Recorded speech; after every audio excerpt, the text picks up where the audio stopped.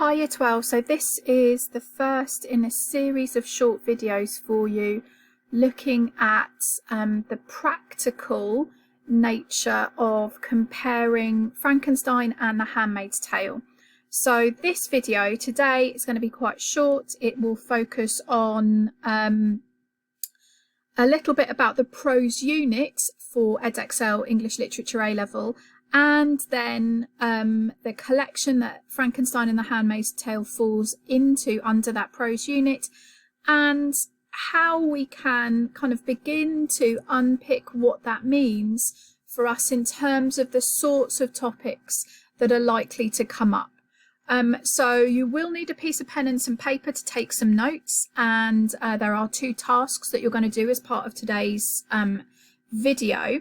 But the following videos will really kind of dig into some of the practical skills about essay writing. So the next video is going to be looking at planning, then we're going to look at writing introductions, and then we're going to kind of dig deep into how we can build really sophisticated essay paragraphs. So we'll look at the comparative essay paragraph structure and an essay structure for a comparison. We'll look at writing thesis statements, and we'll look at how you do your really effective signposted AO2 analysis of language, form and structure. There'll also be a video on kind of improving your own academic writing, and then on the crucial need to interweave and embed context into your essays. So each of those will be separate videos. You can watch them as this suits the purpose as you go ahead and start working on your comparative essay practices for me. So let's jump straight into this first little introduction. So firstly, this particular unit for the Edexcel English Literature A-Level, Unit 2, is a standalone examination just for the two prose novels. And so for us, that's Frankenstein and The Handmaid's Tale, and that comes under a particular collection in the Edexcel specification called Science and Society.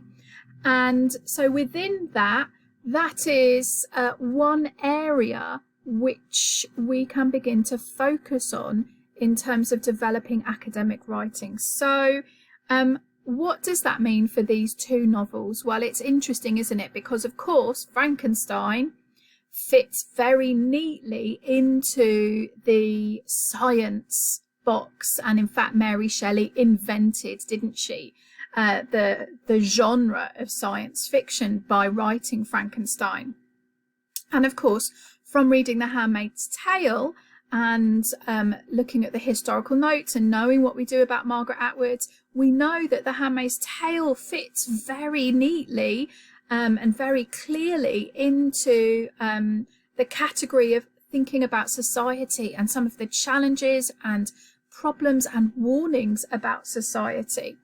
And so because it's A-level and it's not meant to be easy, the challenge for us then as we look at these two novels is to work out where these two novels have some interconnections which bring ideas together, even if on the face of it they don't look particularly similar.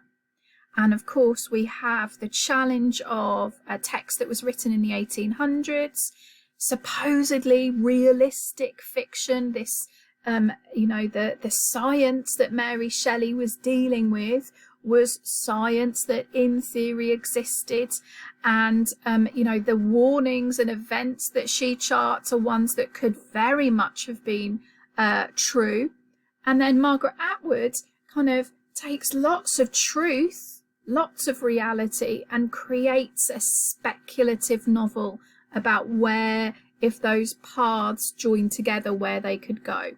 So we need to then have this kind of understanding that these novels are powerful and rich in their own right, but brought together, they create some quite interesting ideas about the world that we live in. So the challenge is, where do we start? And I think it's worth noting, if you've not looked at any of the Edexcel past papers, it is worth thinking about the sorts of questions that they will set. So obviously they are going to be thematic questions by and large. They can't set you a named character question because you're talking about texts that don't have characters alike. And so when we look at the themes then, we need to remember that Edexcel will set both things that are very concrete, where those are perhaps actual events or things that happen in the text, and also very abstract. So sometimes it can look like the essay questions are quite narrow, and sometimes it can look like they're much broader. And you need to practice planning and writing both to see where your own comfort levels are. So, for example, some of the more concrete ones would be, excuse me, looking at ideas to do with education, family, friendship, religion, violence, settings. So if we take those last two, for example, if it asked you to look at the idea of violence in the text, we would need to go to the two texts and find moments of violence in order to extrapolate some greater argument about them. And the same with settings. If it asked us to talk about the significance of places or locations in the text, then we would need to think about, why is part of Frankenstein set in Geneva and in Ingolstadt? Why does Mary Shelley bring Victor to England and have him create the second creature on an island in Scotland? And so we would need some quite concrete, some quite specific events in the text to think about. Then you get the much broader, more abstract topic-based questions, which are wider. And sometimes then you have to really think about how do you pin those down to speak about specific events, specific moments, specific characters in the text. So this would be looking at topics such as hope, identity, fear, gender, rebellion, morality. Now I have got in a minute loads of topics that could be ones that you would think about, but these are just some examples of the difference between the types of questions that could be set. Okay, so let's unpick the collection a little bit, and this is where you're going to need a pen and a piece of paper, because we are going to create two mind maps, as you can imagine where this is going, one about science, one about society. So let's start off with science then. So if we think about science, and we think about both Frankenstein and The Handmaid's Tale, there are some elements there where science is foregrounded.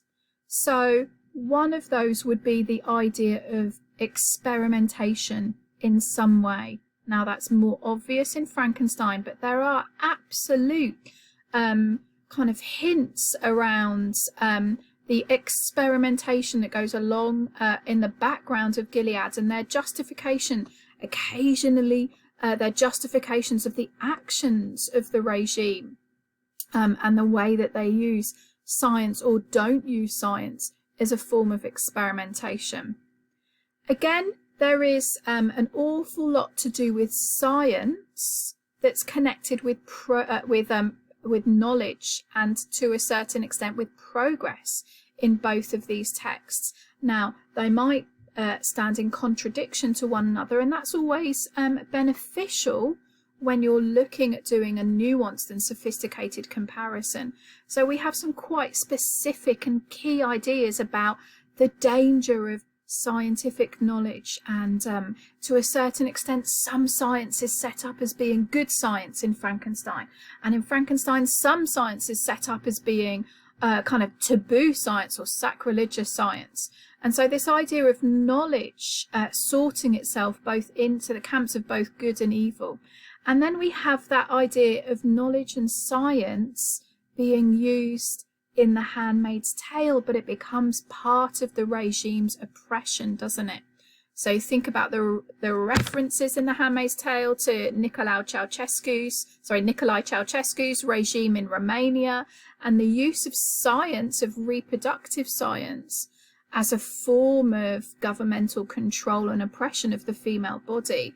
And yet in Gilead, we also have that paired with the removal of education, the removal of writing, of news. And so we have these women that are enforced with this scientific medical regime, and yet have no basis by which they can make good choices about their own body, because there is no access to information. Okay, so begin to write these down on the mind map as we're going through. You don't necessarily need to take notes on what I'm speaking about specifically at the moment, but there is going to be an opportunity for you to do that in a minute. Ethics. Okay, so science and ethics, all sorts of things that we could talk about here. So we've got the science of conquering death or creation, which is what Victor is involved with. And then we've got the science of creation or procreation, which is what Gilead is involved with, albeit the auspices of that is this return to traditional values, the idea of doing things the way the Puritans did. Both of those come with quite interesting, strong ethical implications. Then we have the idea of science and power, and you can talk about that as the power, and you could talk about it in terms of the power of being godlike power, Victor's desire to explore the secrets of the universe. You could talk about it as a power one person over another, or the power one life over another. And you think there is all sorts of stuff here to do with how science is misused or abused, particularly in The Handmaid's Tale. So we have the idea of the unbaby. We have the sending people to the colonies and having them clear up all the radioactive wastes. We have science as being, and the negative effects of science as being used as part of the regime's propaganda. We were too free with our science, and now we are freed from it.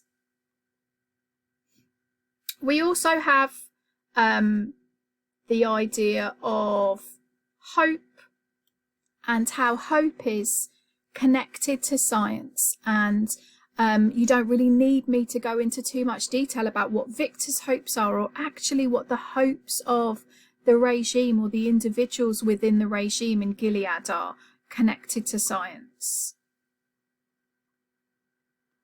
Science and the sense that science and medicine and scientific progress and the progress of technology give humanity real insight and power and hope and knowledge into the workings of life and death, and the idea of mortality and immortality get blended into this sense of what both Victor Frankenstein and the regime and Offred and all the individuals are trying to deal with.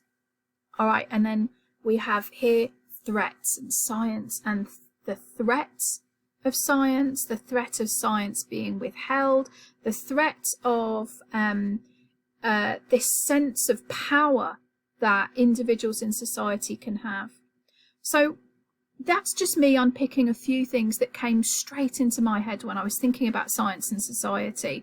And I think it's worth you spending a little bit of time now, so you can pause the video, and thinking, what else could you add to this list about science that might be ideas that link both things in Frankenstein and The Handmaid's Tale together?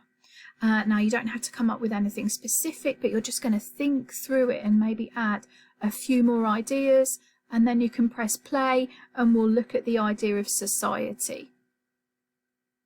Okay, so society then. Start a second mind map. You can make notes as we go, then we'll add some more ideas at the end. So this one is a little bit more concrete, and in a lot of ways we can begin to see how topics that relate to society are both very applicable to Frankenstein and The Handmaid's Tale. So we've got family, and we've got the role of family and family relationships, parental responsibility, mothers and fathers, children, all of those sorts. So we're talking about society and thinking about how different ideas can link to that within the kind of collection of texts that we're looking at. So you've got family, and within family you've got things like parental relationships, the influence of parents, parental responsibility. You can look at mother figures and father figures and the roles of sons and daughters. So there's all sorts of interesting stuff to unpick for both of these texts about family. And then, of course, if we're looking at society, we need to look slightly broader from the kind of the private household, the domestic sphere, into the public sphere. And we've got class and status. We could look at hierarchies. We could look at kind of the social mobility and social transition as it's seen in both of these texts or not seen. And again, we broaden that out slightly more, and we can look at social cohesion, and we can look at government and control. We can look at law. We can look at the idea of how individuals in society are policed and controlled, how norms are created, and that then comes back to this sense of power, and whether that's power from the kind of the top, the idea of Gilead and the regime, or whether it is it's not imposed power in the kind of the Europe of Mary Shelley, but that's because society is so strongly structured that those things don't necessarily need to be opposed. And so the oppression and the violence and the threat that the creature experiences in his life in society comes as a kind of habitual nature of how everything has always been. We can look at gender now. Gender obviously would come under family as well, but both of these texts have some quite interesting things to say about gender and gender equality and gender roles. We might look at the idea of the sacrificial woman, particularly the sacrificial mother in both of these texts. So you have Caroline Frankenstein, Victor's mother, who kind of sacrifices herself looking after Elizabeth and dies as a result. And then we have the sacrifice that Justine makes, and eventually the sacrifice that Elizabeth herself makes. You think about the sacrifices that Safi's character makes in order to be with Felix, and the sacrifices of the women in the text as a whole. And we have the sacrifice of the female creature, ostensibly because she is capable of procreation. She is sacrificed because that is a danger. And then we have the sacrifice of the mothers, these women who have been in these second marriages, who are known to be fertile, who make the first generation of handmaids, and this idea of sacrificing their children to other households for the good of society, and then sacrificing their bodies and any forthcoming children again to the regime. In that sense then of the gender roles, we can't discount masculinity either. And there are some really interesting ideas about masculinity because for all of his faults, Victor isn't a traditional masculine character, neither is Robert Walton, neither is a character like Felix, and we have the same kind of contradictions and complexities with characters like the Commander and Nick, as well as Luke in Offred's Memories. And so these are important considerations for us when we're discussing society. We've got identity, and I think it's really interesting, isn't it? We've got a creature who remains unnamed, and we have Offred, who is unnamed to a certain extent because she's given that patronym. And so there are all sorts of hints there about how society is involved in reshaping and recreating identity. And then finally, I think the idea of isolation and how individuals become isolated in society. And you have both the physical isolation of the creature, you have the mental isolation of his inability to communicate, and you think about Offred's isolation with her prescribed speech that she has to use, and the lack of reading. And so there's all sorts of ways that the handmaids are isolated through their uniform, through their doubling, all sorts of things that are really useful to look at. So I think it's worth just taking a minute now to spend a little bit of time and thinking about what other ideas can you add here that might link to that overarching topic of society for both Frankenstein and The Handmaid's Tale. So pause the video, have a little think, add a few more ideas, then I've got a whole bunch of other ones to show you before we go on and look at planning an essay. All right, so before I show you all of the other ideas, there are just kind of 4 key things that I want to talk to you about, because these are things that we need to keep in the forefront of our minds at all times when we're thinking about essay writing with Frankenstein and Handmaid's Tale. So firstly, the sense of interconnectedness, and that sense that even though the events and the time periods and the authors are completely different from one another, there are all sorts of interconnectedness and in these texts. And that's essentially because both writers deal with humanity and groups of people and groups of humans and human behaviour. And as a result of that, there are all sorts of threads that can be drawn together. And so even where they seem quite disparate now, we'll work in the next few videos on bringing them together. And then you'll hear me talking about depths and breadths a lot in your planning and your essay writing. So at A level, obviously, everything is required to be a step up and several steps up from GCSE. And so when you're talking about these texts in your essays, you're expected to have a really deep level of understanding. If you're grappling with a quote or grappling with an event or a character, you're really kind of expected to have got quite deeply into the truth and the reality of what's presented about those moments. But in addition to that, you can't write an essay where you only talk about 3 moments from The Handmaid's Tale. Imagine you handed an essay in on The Handmaid's Tale and the only things that you talked about in The Handmaid's Tale are when Offred and Offwarren see the bodies on the wall, the salvaging and the particution, and then when Offred is taken away at the very end. If those are the only 3 things that you talked about, even if you talked about them in depth, you would have missed a huge amount of knowledge about both this text. And so not only do you need to have real depth in your writing and understanding, but you also need to have breadth in your ability to reference.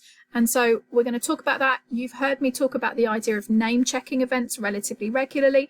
We'll talk about that, but it's something to keep in the forefront of your mind. And then lastly, context, the absolute importance of context. Neither of these writers would have written these texts if the context, the worlds that they lived in, the lives that they lived, their own experiences and the things that they saw happening in society didn't bring them to these stories. And so the influence of context is absolutely essential.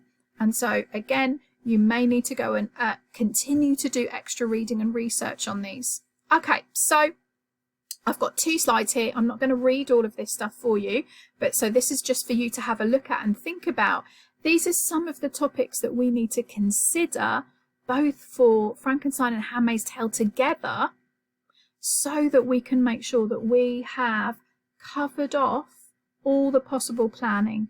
You've heard me talk about it before, in that the way to make sure you can go into this exam at the end of year 13 utterly confident that you are going to nail it is to have planned as many different possibilities as possible, so that whatever comes up in the exam, you can take little bits from the existing plans that you've done that are sitting in your head. So we've got a whole bunch of things here if you want to add these to your texts under science or society, it'd be really interesting to see how you split them up. Okay, so you could pause the video and add them now if you wanted to. Here's another page. So this is another group, and again, I think it's really worth thinking about how would you talk about these for each text. I'm reminding you of the importance of interconnectedness, depth, breadth, and context. And in our next video, we are going to deal with essay planning. And that's it for today.